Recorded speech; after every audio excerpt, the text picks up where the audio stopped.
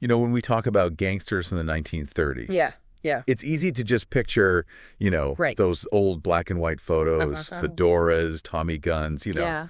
the whole shebang. Right.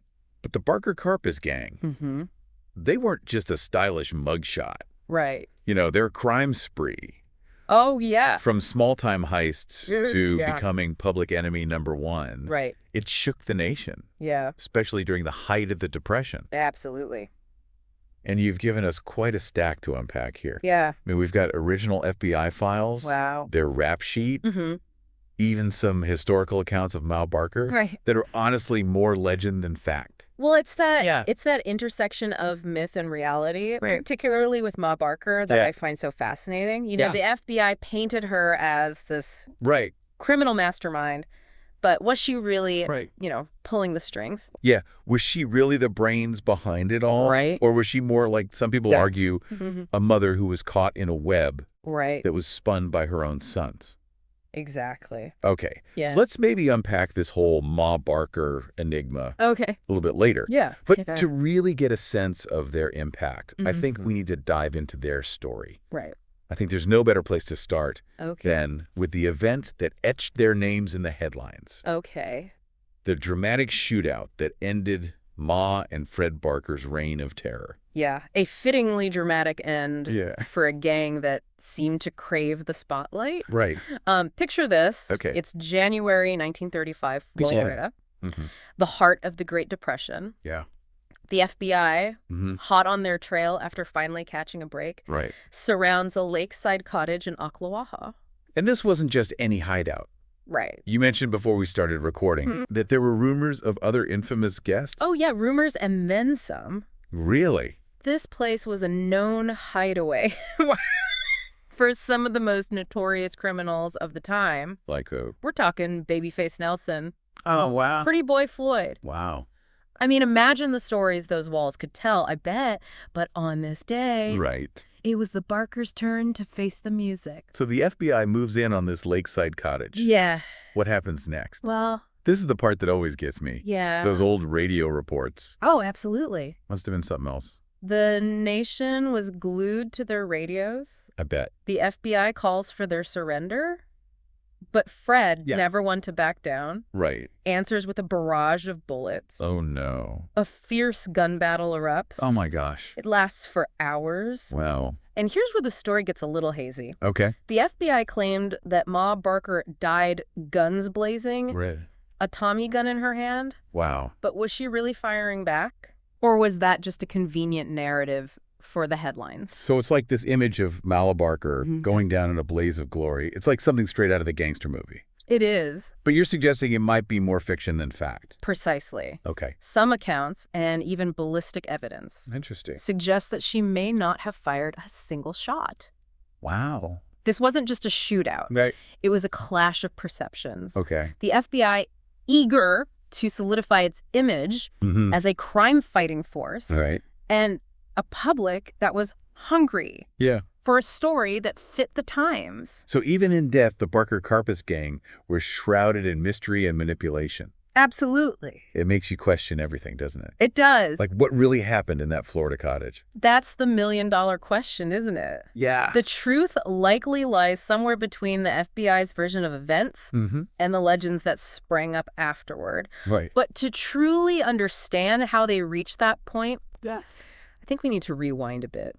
Okay. Understand the events that led to that fateful Florida showdown. And their path to notoriety began long before their Florida hideout. It did. Their roots, as I understand it, were firmly planted in the Midwest. Right. They were, yeah. So tell me, how did this group go from small-town crooks to public enemies #1? Well, their story is as much a product of its time as it is about individual choices. Okay. We're talking about the Great Depression, a time of immense hardship when people were desperate, and the American dream felt more like a distant echo. A breeding ground for resentment. Exactly. The Barker brothers, Herman, Arthur Doc, and Fred, they were already in and out of trouble with the law from a young age. Wow. Petty thefts, burglaries.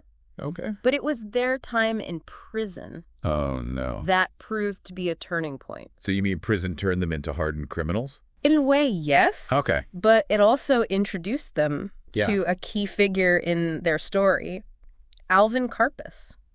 Creepy Karpis. That's the one. As he was called. Yeah. The brains behind the operation. Right. Right. Exactly. Karpis was already a seasoned criminal. Wow. When he met Fred Barker in Kansas State Prison in the late 1920s. Okay. Karpis saw potential in the Barker clan. Really? Their ruthlessness, their connections. Yeah. He knew that with the right guidance, they could achieve much greater, albeit illegal success. And boy, did they ever. They did. I mean, their rap sheet reads like a laundry list of the most audacious crimes of the era. It does. Bank robberies, kidnappings.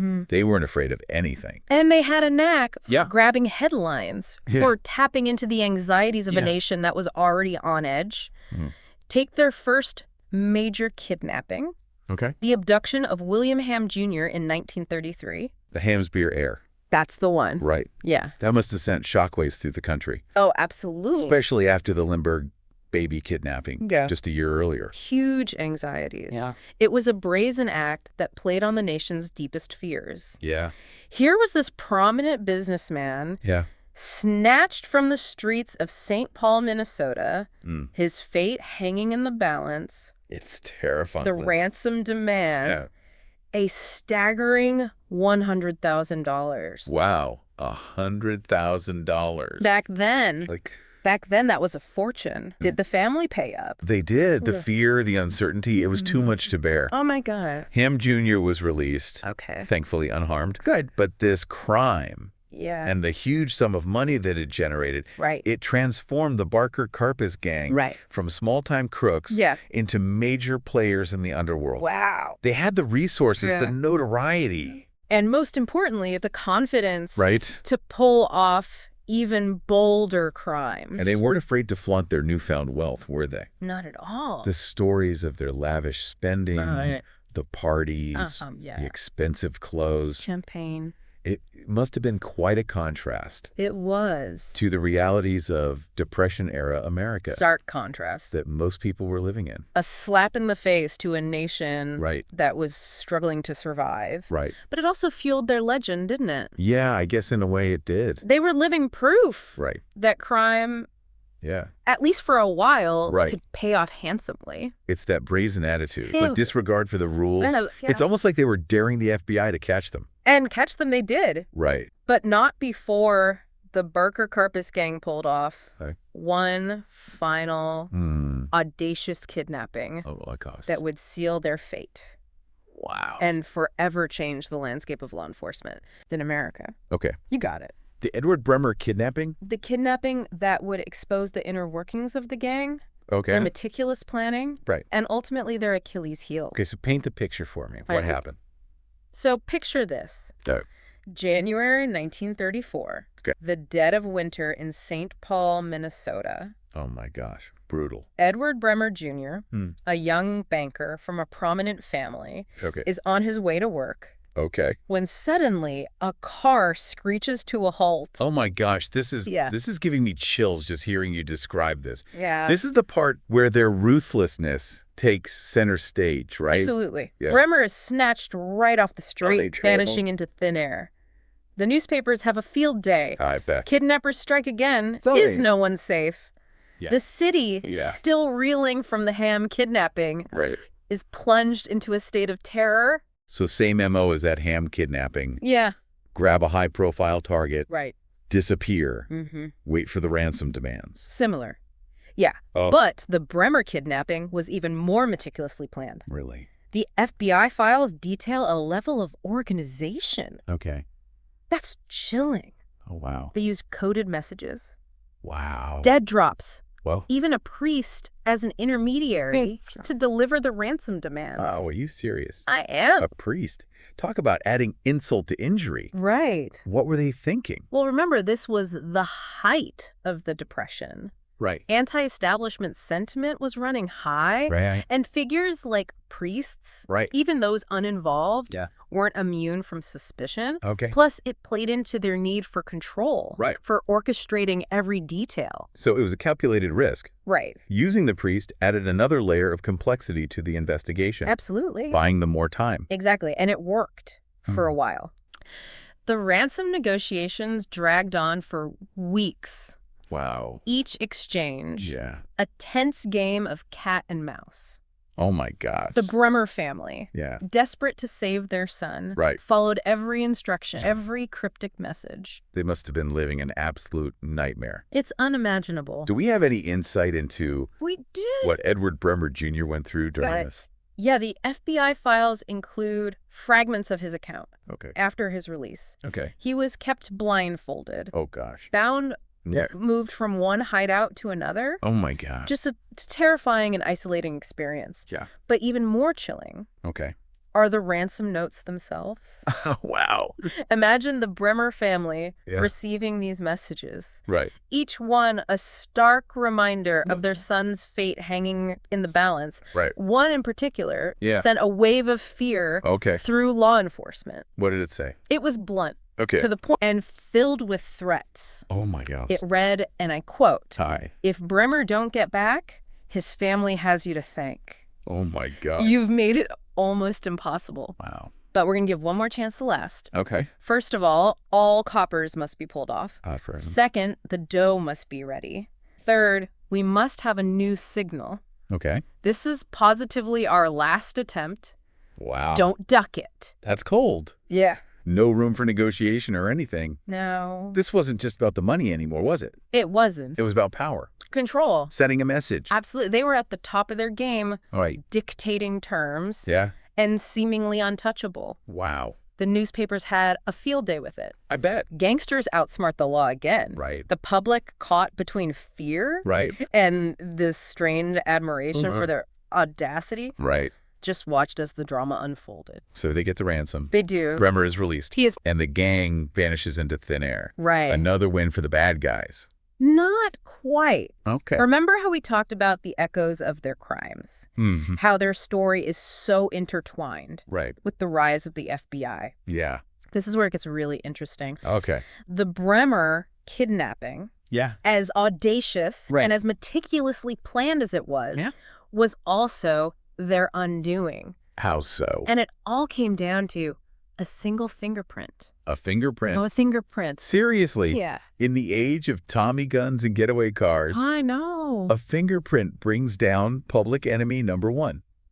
It might sound anticlimactic. It does. But this was a turning point. Remember, we're talking about the 1930s here? Right. Fingerprint technology, while not new, was still in its infancy. Right. But the FBI under J. Edgar Hoover was eager to prove its worth. Okay. To embrace these new forensic tools. Right. And I bet J. Edgar Hoover saw the Barker Karpis Gang as his ticket to fame. You could say that. Right. And in a way they were. Yeah. During the Bremer investigation, the FBI found a single fingerprint on a discarded gas can. Really? Used by the kidnappers.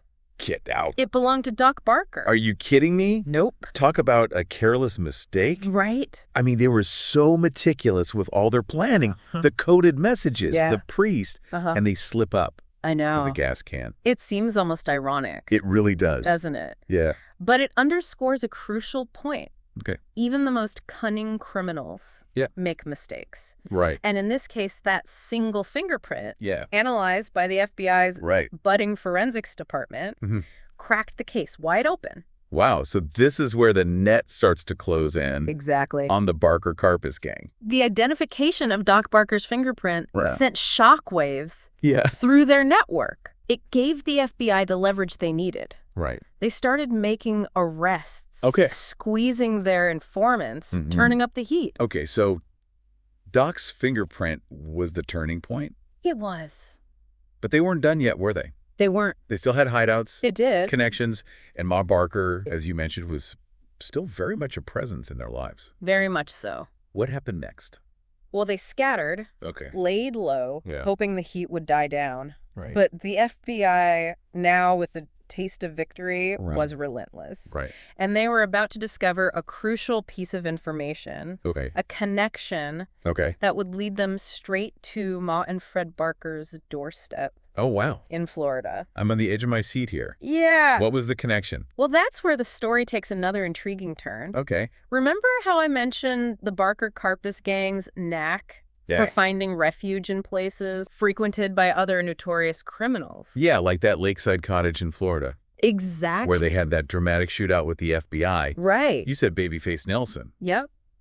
Pretty Boy Flade were rumored to have spent time there. Exactly. It was a place where they felt safe. Right. Hidden in plain sight among other outlaws. Right. But that sense of security would prove to be their downfall. Okay, how so?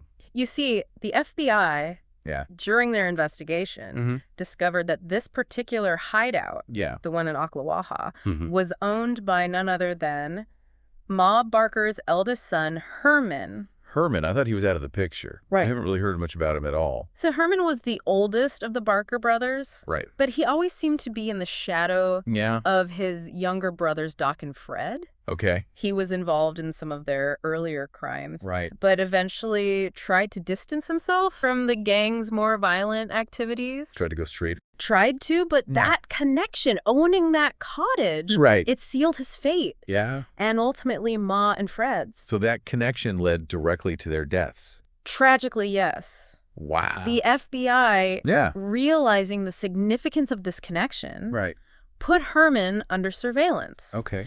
They hoped he would lead them to his fugitive family members. And did he? Not directly. Oh, okay. Herman, realizing the danger he was in, took his own life. Oh, wow. In October of 1933. Wow. It was a desperate act. Right. Driven by fear and a sense of hopelessness. So sad. It is. But even though Herman took his own life, the FBI still found out about the cottage, right? Right.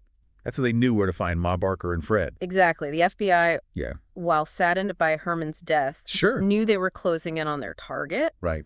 They discovered a letter that Ma Barker had written to another one of her sons, mentioning a local landmark near the cottage. An alligator they called Gator Joe. Gator Joe. Gator Joe. You can't make this stuff up. I know. They used an alligator as a landmark. It sounds incredible, but it's true. Wow. And it proved to be their undoing. Oh, my God. The FBI, using that seemingly insignificant detail, tracked them down to that Florida cottage, leading to that dramatic shootout that we talked about earlier. It's amazing how such a small detail, I know, a casual mention of an alligator, could unravel an entire criminal enterprise. That's crazy. It makes you wonder, what if Ma Barker had just used a different landmark? Right. Would things have ended differently? It's a question that haunts every historian. Yeah. Every true crime enthusiast. What if? Right. The butterfly effect is a powerful force. Yeah. Especially when you're dealing with lives as chaotic and interconnected as the Barker Karpis Gang.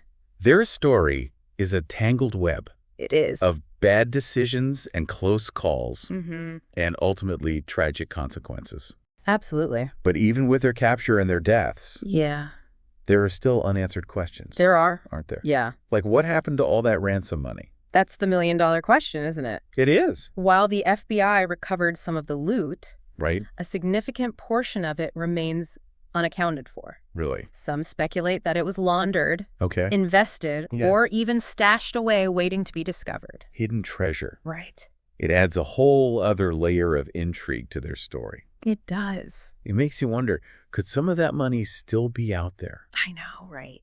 Buried somewhere. Yeah. Just waiting to be found. The Barker Karpis Gang, Right. even in death, Yeah. continues to capture our imaginations. I think you're right. Their story. Yeah. A cautionary tale of ambition, greed, and the allure of the outlaw life. Yeah. Continues to fascinate us. It really does. Reminding us that history is often stranger and more compelling than fiction. Well, this was a wild ride. It was. I really enjoyed taking this deep dive with you. Me too. Into the Barker Karpis Gang. They were something else. They really were.